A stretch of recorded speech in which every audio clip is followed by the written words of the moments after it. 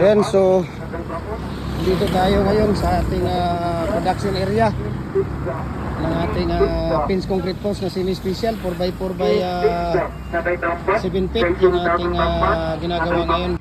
So tingnan ninyo, no, napakabilis lang, lalo ngayong tag-init. Nasa 5 na ano lang siya, 5 to 10 minutes lang talaga, 10 to 15. Pwede na nating tanggalin yung ano. Ayan, so napakabilis lang, tingnan nyo, tuyong-tuyo eh. Tingnan nyo yung ginagawa natin.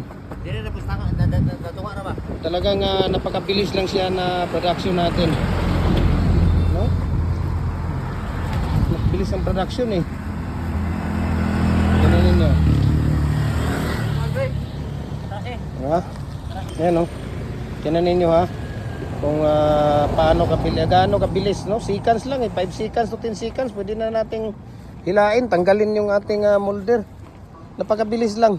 So message nyo ako, share ko sa yung price list sa shipping details, diba? So maraming salamat, no?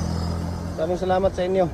At mabilis lang din ilagay yung mating. Tingnan natin, ayan, maglagay ka nga ng mating para makita nila.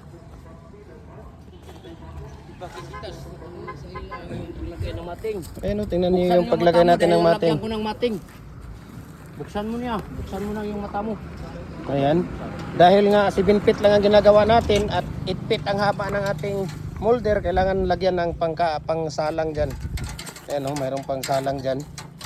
Lagyan ng pangalso para 8 feet lang talaga ang ating magagawa. O, di ba? So ganun lang kasimple. Ganun lang kabilis ang ating molder. Lifetime use na po ito. Dahil nga 4mm ang thickness na ginagamit natin dito sa ating steel plate na BI. So, napakabilis. No, napakabilis. Maraming salamat po, no, sa patuloy ninyong pagsubaybay at pagsuporta sa ating video. Paki-share, paki-comment, paki-like. Ang ratio natin dito, 6 na sako na buhangin, 1 sako na Portland cement, 3 o 4 na bucket na water. Ganyan, no, yung timba natin, no. Tapos kailangan lang magkaroon kayo ng balon or parang butas para dito kayo maghahalo. Ayan, tingnan niyo. Dito sila naghahalo. Ayan, oh. Diba? Para rest assured na yung ating tubig, buhangin at saka simento hindi mapunta, hindi masayang. Diba? So, ganun po, no? Maraming salamat, no? Maraming salamat sa inyo. Ayan.